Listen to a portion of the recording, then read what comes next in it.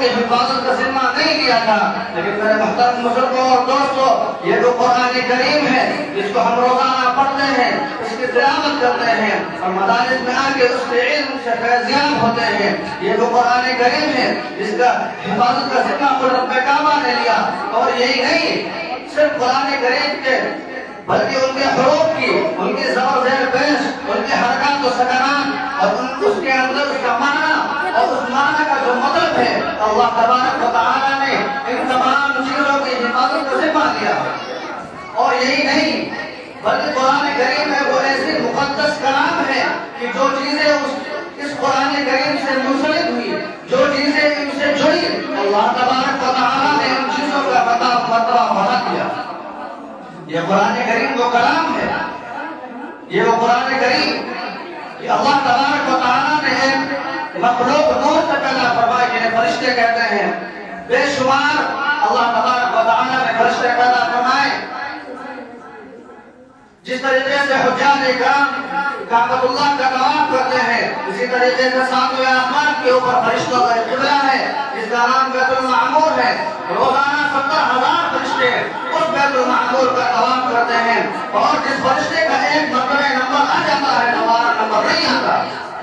اتنے لاتعداد فرشتے اللہ تبارک و تعالیٰ نے پیدا فرمائے، لیکن فرشتوں کا سردار کسے بنایا؟ حضرت جبریل علیہ السلام۔ یہ وہی جبریل ہے جو قرآن کریم کو لوح محفوظ سے لا کر آپ صلی اللہ علیہ وسلم کے اوپر وحی کے ذریعے نازل فرماتے تھے۔ تو حضرت جبریل علیہ السلام کا تعلق قرآن کریم سے جڑا، اللہ تبارک و تعالیٰ نے ویسے الملائکہ بنا دیا۔ اسی طریقے سے اللہ تبارک و تعالیٰ نے 360 دن اور 360 راتیں بنائی، لیکن ان 360 دن اور 360 راتوں میں سب سے بڑا مرتبہ لیلۃ القدر کا ہے، اور قرآن کریم کے اندر اللہ تبارک و تعالیٰ نے ارشاد فرمایا لیلۃ القدر خیر من الف شہر، یہ لیلۃ القدر 1000 مہینوں سے افضل ہے۔ چونکہ قرآن کریم اس رات میں نازل ہوا، اب اس رات کا تعلق قرآن کریم سے جڑا، اللہ تبارک و تعالیٰ نے اس کے مقام و مرتبے کو بڑھا دیا۔ اسی طریقے سے 12 مہینے اللہ تبارک و تعالیٰ نے بنائے۔ خود قرآن کریم کے اندر ارشاد فرمایا ان عدۃ الشہور عند اللہ 12 شہرا فی کتاب اللہ، بے شک اللہ تبارک و تعالیٰ نے 12 مہینے بنائے، لیکن ان 12 مہینوں میں جو مقام اور جو مرتبہ رمضان مبارک کا ہے، چونکہ قرآن کریم اسی مہینے میں ماہ مبارک میں نازل ہوا، تو اس ماہ مبارک کا تعلق اس قرآن کریم سے جڑا، اللہ کے پاکیزہ اور مقدس کلام سے جڑا، اللہ تبارک و تعالیٰ نے اس مہینے کے مقام مرتبہ بڑھا دیا۔ اسی طریقے سے جس ہستی کے اوپر نازل ہوا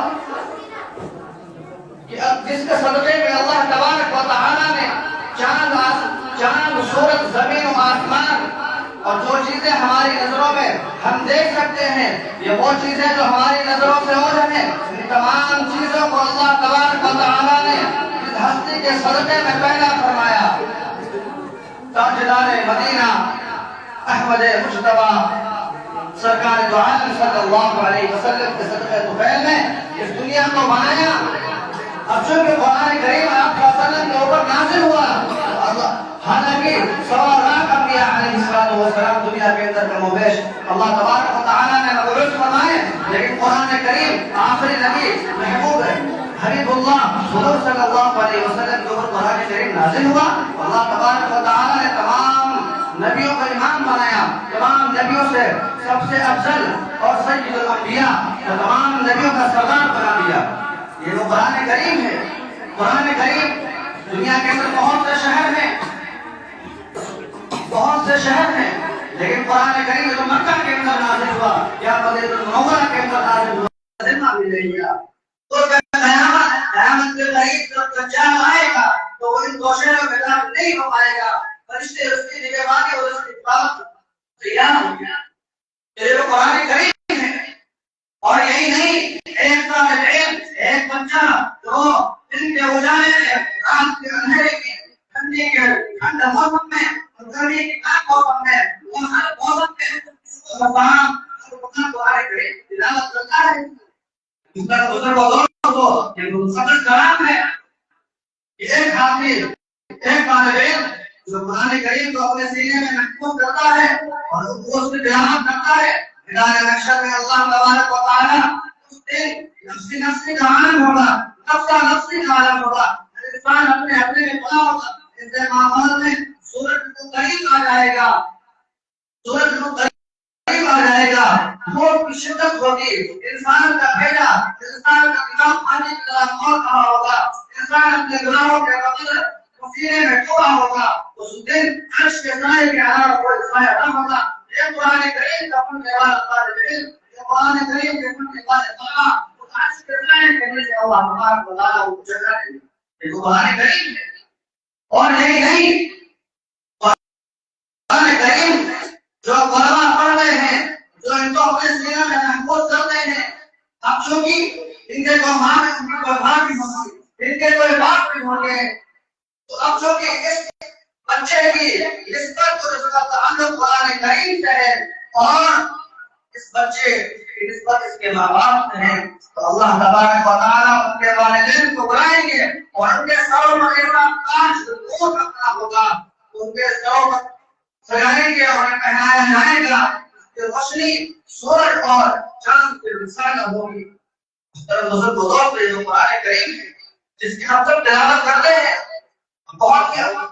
میں بہت ہی افسوس کے ساتھ یہ بات کہہ رہا ہوں، یہ قرآن کریم صرف رسم پڑھنے کے لیے نہیں آیا، یہ قرآن کریم اس لیے پڑھنے کے لیے نہیں آیا کہ مدرسے میں پڑھنے بیٹھ دیا، ایک ہفتے میں دو ہفتے میں قرآن کریم مکمل اور ہم نے اپنے بچے کو گھر میں بٹھا لیا، اب اس کی چھٹی ہو گئی۔ نہیں میرے محترم دوستو، قرآن کریم کا کلام ہے، قرآن کریم اس لیے نازل ہوا تھا کہ لوگ اس کو پڑھتے ان کی زندگی میں انقلاب آتا، ان کی زندگی کی قیام پلٹ جاتی۔ قرآن کریم اس لیے نازل ہوا، ہم قرآن کریم پڑھ رہے ہیں، ابھی قرآن کریم پڑھنے کا اصل مقصد کیا ہے؟ انسان کا دیندار بننا، گناہوں سے دور ہونا، نیک کام کرنا۔ اصل چیز تو دیندار بننا ہے۔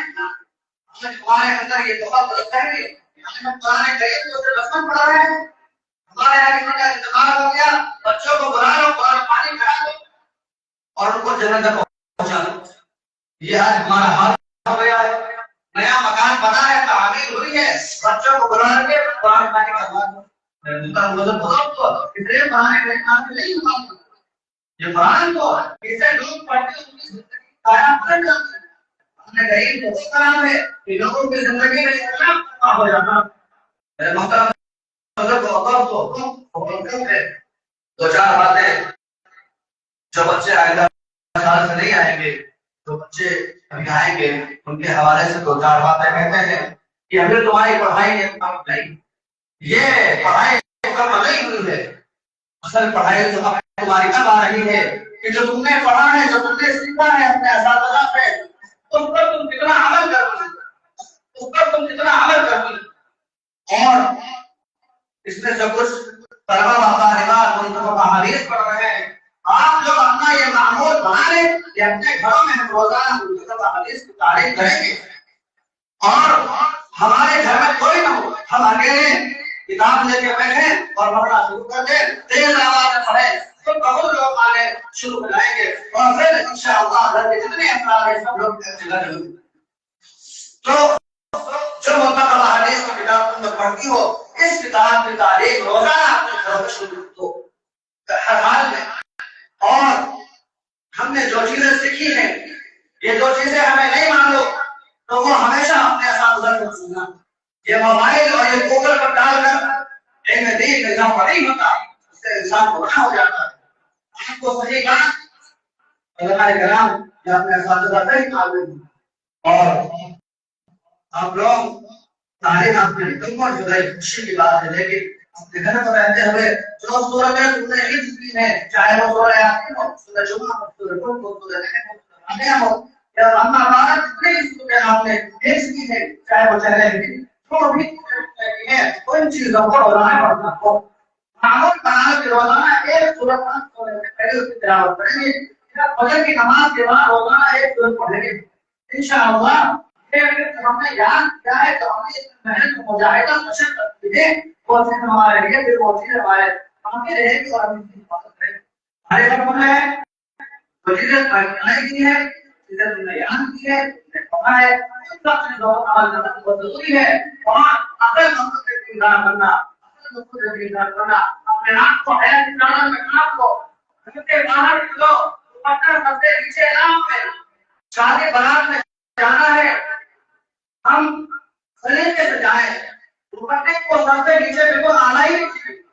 تو آج فیشن کے دور میں مدارس کے اندر آ ہے تو باقاعدہ حجاب اور دوپٹہ لگا ہوا ہے، اور جب مدارس سے باہر مسجد سے باہر گئے، پیٹ کو بڑا بازار میں گئے، دوپٹہ پیچھے۔ اس میں گھر والوں کی بہت بڑی ذمہ داری ہے، گھر والے اپنے بچوں پر نگرانی کریں، ان پر نظر رکھیں، چاہے وہ لڑکا ہو یا لڑکی ہو، ان کو اپنا وقت ان پہ خرچ کریں۔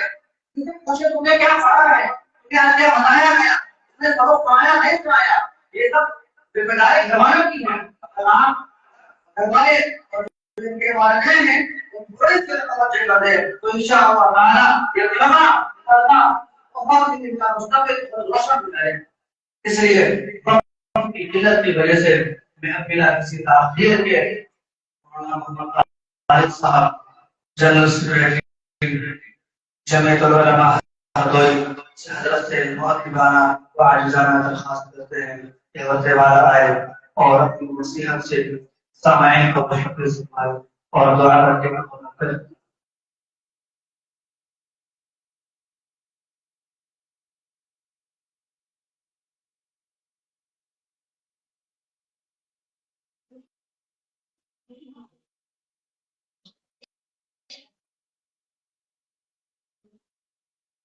بسم الله الرحمن الرحيم. قل الله استغفر والصلاة والسلام على سيد الأنبياء والمرسلين وعلى آله وأصحابه وأزواجه وذرياته وأهل بيته أجمعين. أما بعد، قال الله تبارك وتعالى في القرآن المجيد: أعوذ بالله من الشيطان الرجيم. بسم الله الرحمن الرحيم.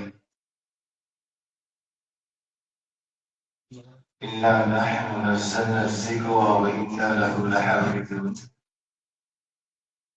قال النبي صلى الله تعالى عليه وسلم: خيركم من تعلم القرآن وعلمه.